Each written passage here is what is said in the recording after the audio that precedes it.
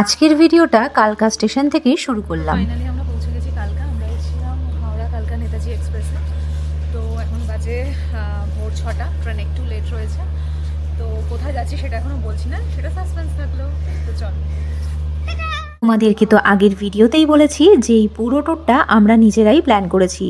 তো ক্যাবও আমরা নিজেরাই ঠিক করেছিলাম। আমাদের প্রথম দিনের প্ল্যান হচ্ছে কালকা থেকে নারকান্ডা পৌঁছানো। পথে যেতে যদি কিছু সাইট সিন থাকে তো সেগুলো কভার করে আমরা ডিরেক্ট পৌঁছবো নারকান্ডা। ট্রেন মাত্র 1 ঘন্টা লেট ছিল। আমরা ভোর 5টায় পৌঁছেছি, তাই কোনো রকম অপেক্ষা না করে ভোরই আমরা পাহাড়ের উদ্দেশ্যে বেরিয়ে পড়েছি।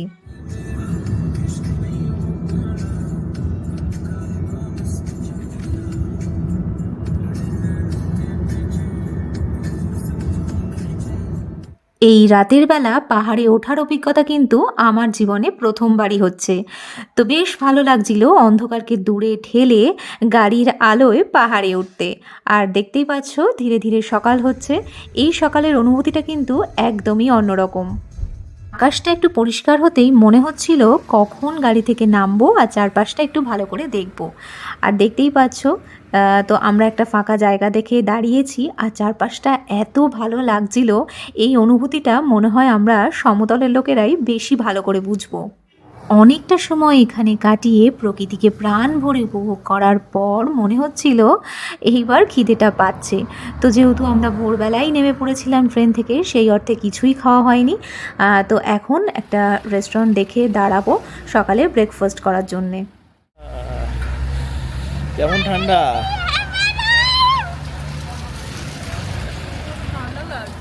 Good morning everyone from Shimla. আমরা এখন সিমলায় রয়েছি। আমরা কালকা থেকে সিমলা এসেছি। এখানে একটা রেস্টুরেন্টে এসেছি ব্রেকফাস্টের জন্য। তো চল তোমাদেরকে রেস্টুরেন্ট ঘুরে দেখাই। হ্যাঁ, 2 প্লেট মোমো।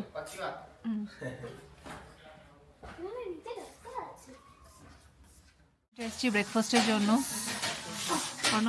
আলুর পরোটা, বাবুই মোমো, আমারও মোমো।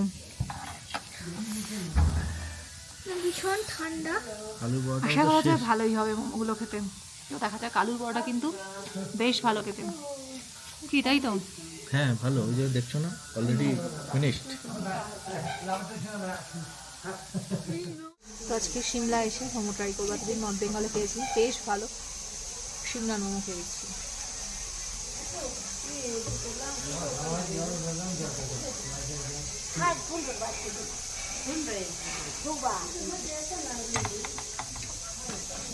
ভালো নয়।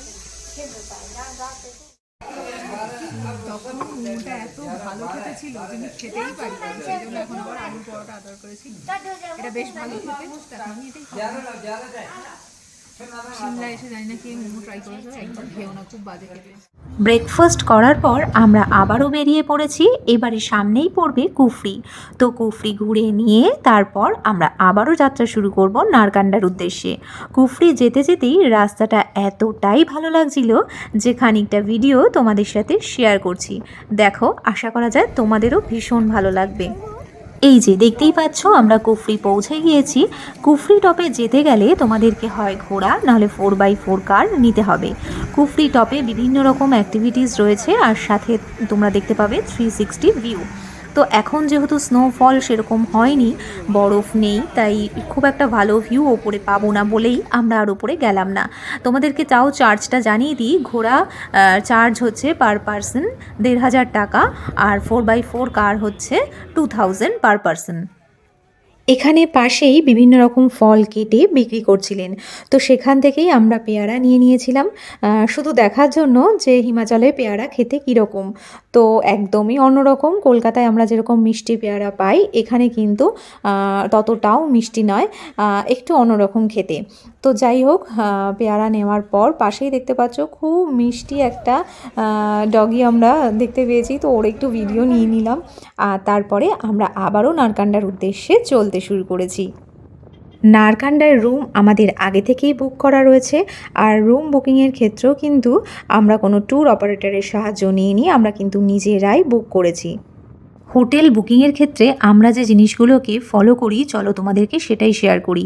প্রচুর ভিডিও দেখি, রিভিউজ দেখি, আর গুগল ম্যাপ তো রয়েইছে, যে কোনো জায়গায় বেস্ট লোকেশনেই রুম নেওয়ার চেষ্টা করি যাতে ভিউটা ভালো পাওয়া যায়। তো সেই মতো আমরা নারকান্ডাতেও যে হোটেলটায় ছিলাম, তো দেখতেই পাচ্ছ অলরেডি পৌঁছে গিয়েছি। এই হোটেলটার নাম, কন্ট্যাক্ট ডিটেলস, ঠিক লোকেশনটা কোথায় সব কিছুই আমি শেয়ার করছি। তার আগে চলো পুরো হোটেলটা তোমাদের একটু ভালো করে ঘুরে দেখিয়ে দিই। আমরা ছিলাম রুম নাম্বার 102-তে। চলো এই রুমটা ছোট্ট করে একটা রুম টু তোমাদের সাথে শেয়ার করি। Welcome to Narkanda. আমরা এখন নারকান্ডায় রয়েছি। হোটেলটার নাম হচ্ছে, যেটা আমি সবার ভিডিও শেষে বলবো, আগে চলো তোমাদের হোটেলটা ঘুরে দেখাই। এখানে রয়েছে একটা বিশাল বড় মিরর, পাশে একটা ওয়ার্ড্রোব রয়েছে, একটা ব্ল্যাঙ্কেট রয়েছে। মিররের ঠিক অপোজিটেই এখানে রয়েছে ওয়াশরুম, যেটা মানে একদমই নিট অ্যান্ড ক্লিন যেটাকে বলা যায়। তো একবার আমি দেখিয়ে দিচ্ছি পুরোটা। গিজারের অপশনও রয়েছে, তো ঠান্ডায় কোনো রকম কোনো অসুবিধা হবে না। আচ্ছা, এবারে আসছি রুমে। এখানে একটা বড় বেড রয়েছে, কিং সাইজই বলা যায়, যেটাতে 3 জন বেশ ভালো মতনই শোয়া যাবে। বেডের ঠিক অপোজিটেই রয়েছে টিভি ইউনিট। যদিও ঘুরতে এলে খুব একটা এটা বেশি কাজের নয়, তবুও যাই হোক একটা টিভি রয়েছে, স্ক্রিন রয়েছে। আর পাশেই একটা রয়েছে টেবিল মতো, সেখানে ডেন্টাল কিট রয়েছে, সোপ টোপ রয়েছে, নিচে ডাস্টবিন রয়েছে। তো এবার তোমাদেরকে যেটা আমি বলবো, এই হোটেলের মেন মানে যেটা দেখে আমরা বুক করেছি, এত সুন্দর লেগেছে, তো চলো তোমাদেরকে সেটাই দেখাই। এই যে এত সুন্দর, দুটো চেয়ার রয়েছে, একটা টেবিল রয়েছে। অলরেডি বাবুই এখানে বসে মেনু দেখছে, ও অর্ডার করবে লাঞ্চ। তো যাই হোক, এখান থেকে ভিউটা শুধু দেখো, মানে তোমরা টেবিলে চেয়ারে বসে হোক বা বেডে বসে, ভিউটা তোমরা দারুণ দারুণ পাবে। ওখান থেকে রাস্তা সোজা চলে আসছে, আর দূরে তো কিছু বলারই নেই, দারুণ দারুণ মাউন্টেন ভিউ।